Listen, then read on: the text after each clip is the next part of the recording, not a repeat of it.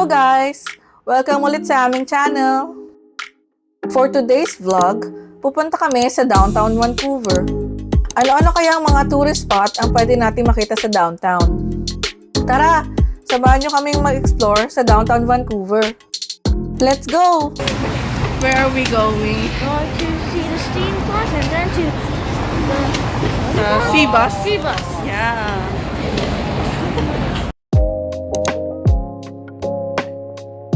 Ang first stop namin is Gastown, kung saan makikita nyo ang famous Gastown steam clock. Kahit umuulan, marami pa ring taong nagpunta dito para mag-picture-picture. Buti na lang nakakuha kami ng chance para makapagpa-picture din dito sa steam clock. Nakikita nyo ba yung structure na bilog sa taas? Ang tawag dyan ay Top of Vancouver Revolving Restaurant. Hopefully one day makapunta kami sa restaurant na yon at makita namin ang magandang view ng Vancouver, especially sa gabi. Kung mapapansin nyo, marami kayong makikitang mga Victorian building dito sa Gastown. So kapag titignan mo siya in person, napaka-aesthetic niya, no? Feeling mo nandun ka nung unang mga panahon at nakikita mo kung anong klase yung mga building nila before. Marami rin kayong makikita mga sculptures, art galleries, at art pieces dito sa Gastown, tulad ng mga nakikita nyo ngayon.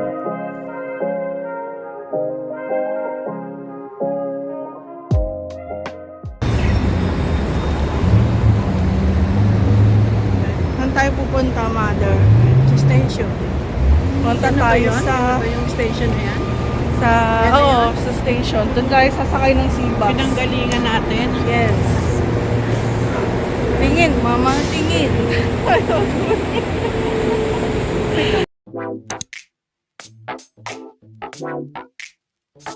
Pero bago kami sumakay ng Seabus, kakain muna kami ng lunch.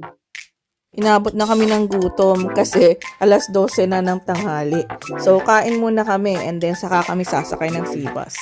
Tara, kain tayo guys! Dahil lunchtime, maraming tao dito sa food court. Kaya mahaba ang mga pila. Pero okay lang, hindi naman kami ganong pumila ng matagal. At nakakain naman kami agad.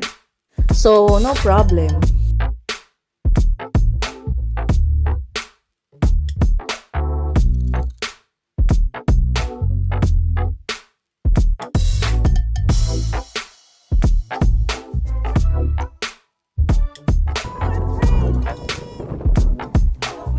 Paglabas namin ng food court, umaambon na at saka sobrang lakas ng hangin, grabe.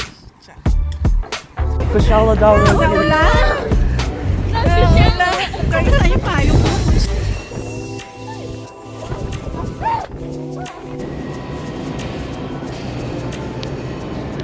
Dito kami sa The Station. Punta kami sa Seabus. Katapos lang namin kumain.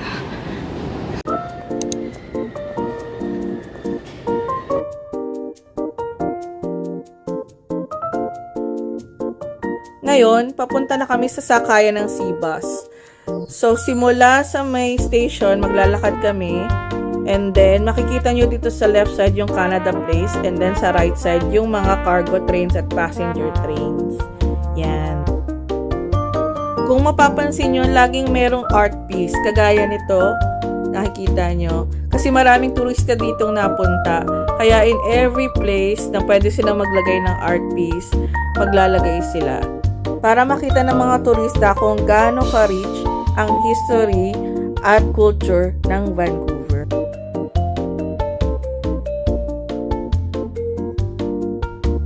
No playing phones outside the dogs. No.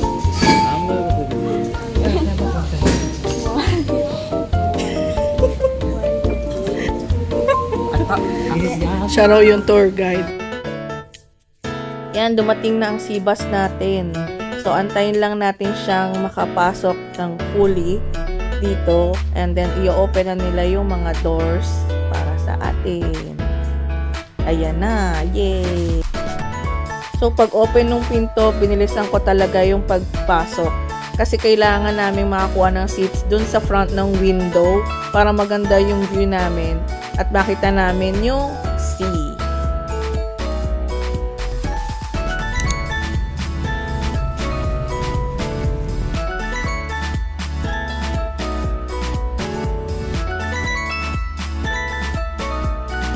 Ngiting tagumpay yung anak namin eh. Tingnan nyo. Enjoy na enjoy siya. First time kasi ng dalawang anak namin, kaya super excited sila at talagang enjoy na enjoy nila yung pagsakay ng sea bus. Kita naman sa ngiti niya, di ba?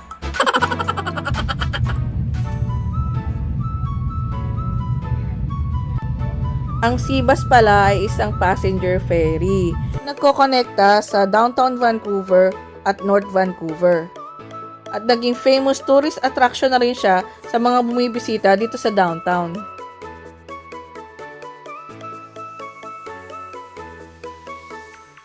Yan, so nandito na tayo sa Lonsdale Quay. Tama ang rinig nyo, Quay, hindi Quay o Kwe. Yan, may bago na naman tayong kaalaman, di ba?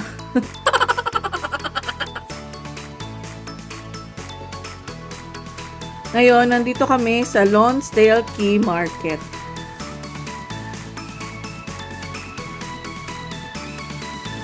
Sa taas ng market na to ay isang hotel.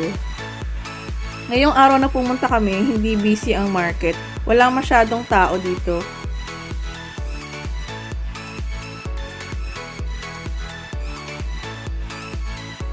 After namin pumunta sa market, lumabas na kami dito sa may pier.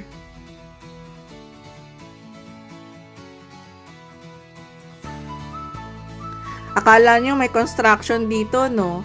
Pero itong crane na to ay part ng Wallace Shipyards at ginawa na rin siyang attraction dito sa may Lonsdale Quay.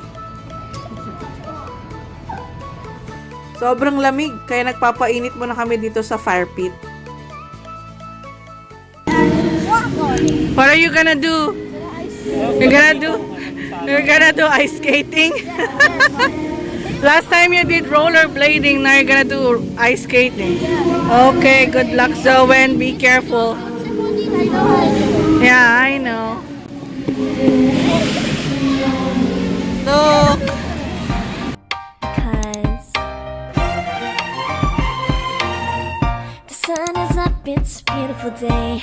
My beginning will be as bright as the sun. Come, won't you come along? And it feels so bright, it's like luck is raining on me. Go and follow your heart, doesn't matter how far.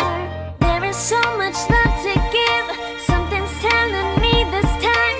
Baby, baby, now I know. Baby, baby, gotta go. There is so much love to give, something's telling me it's right. When you came to me, oh I knew it's you, yeah, boy. You're doing a good job. Oh, no. I'll never be alone again. All day, oh yeah, all day. Please stay in my arms, boy. Don't wanna show me if we're together.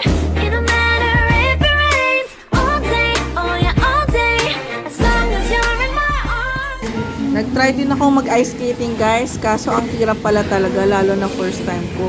Ang sakit ng binti ko, kaya umupo muna ako dito sa gilid para magpahinga. Ang hirap mag-skate. Sobrang hirap. Try naman po ni Ricky mag-ice skate. Ang hirap. Hindi ko na kaya. Suko na. Ready ka na. Ay, ako. Ang hirap mag-ice skate. Mahirap. Oh, be careful. Thank you. So, Daddy can use one, right? You stay there and wait for Daddy.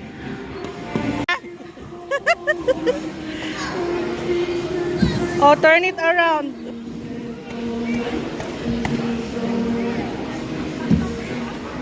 Ano na?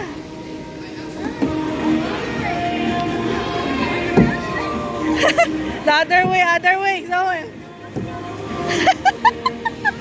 Ano? Sakit, di ba? Marunong.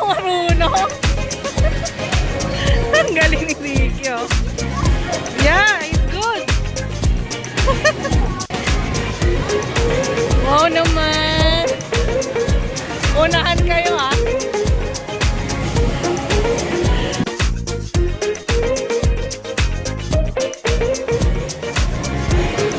Wow naman.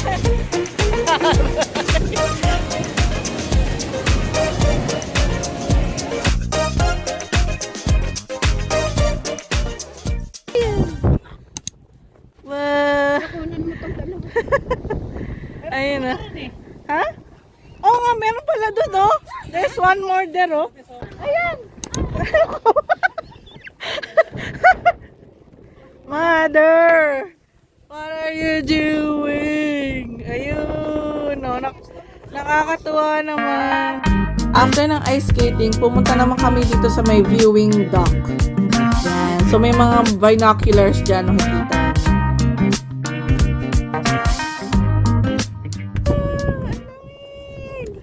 Mama, mag-hello ka.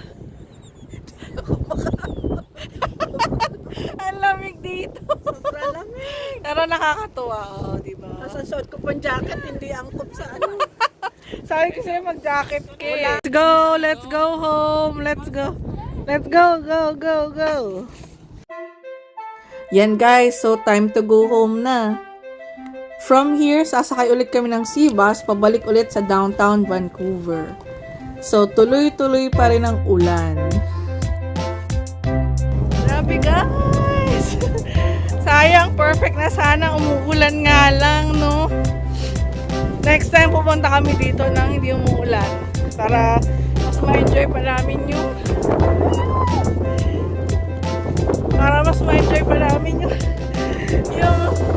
yung lugar. Sige guys, mamaya na ulit.